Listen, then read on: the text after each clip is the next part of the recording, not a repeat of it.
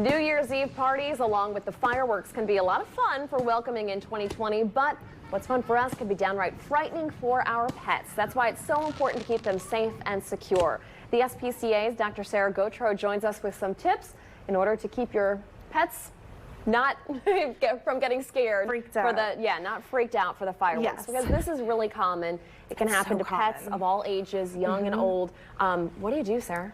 So it's unfortunate that we can't explain to our pets that this is only a temporary thing. Yeah. Because I'm sure we've all suffered from anxiety.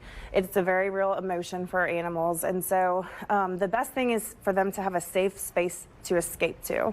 So that could be a bathroom, it could be a kennel, it could be a quiet closet, just where they have a space where, you know, the noise can be a little bit muffled. Some pets do require some additional interventions to help them because like some medication. Correct, because as we know, New Year's is one of the most common days for pets to get out of the backyard and run away. Yeah. Because that fight or flight signal kicks in, and so they just want to get away from it. And so there's several medications that your veterinarian can prescribe to you to help kind of ease those anxiety feelings. Now, if you're not doing medication, would you suggest like a white noise machine for your pet? Yes, white noise is really great. Any sort of noise canceling, same frequency sounds can really help to reduce the intensity of those noises that pets find so frightening. So there's several machines that you can purchase, but you can even download an app on your phone to get those white noises and just hook it up play to your music speaker. maybe. Right, symphony. Just like music. We oftentimes play symphony in our shelter to help ease anxiety, and that does work. Yeah. So that's also a great thing to employ in the home. Now, let's say your pets, they unfortunately get outside, like your cats or dogs, they're able to escape because they're so freaked out, the whole fight or flight thing.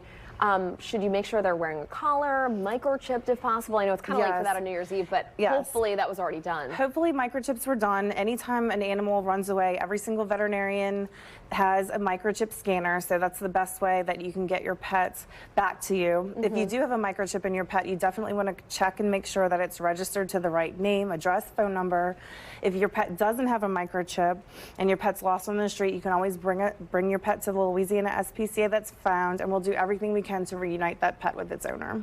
If your animal gets scared very easily, should you surround them with their favorite things like toys or have something for them to maybe chew on? Chew toys are kind of on the fence with anxiety because what we don't want them to do is chew it up and then have a foreign body because that can certainly happen. Yeah, that could be a problem. Thunder jackets are really great. That squeeze feeling is very soothing for some patients with anxiety, both human and fur babies. But mostly just making sure that your yard is secure.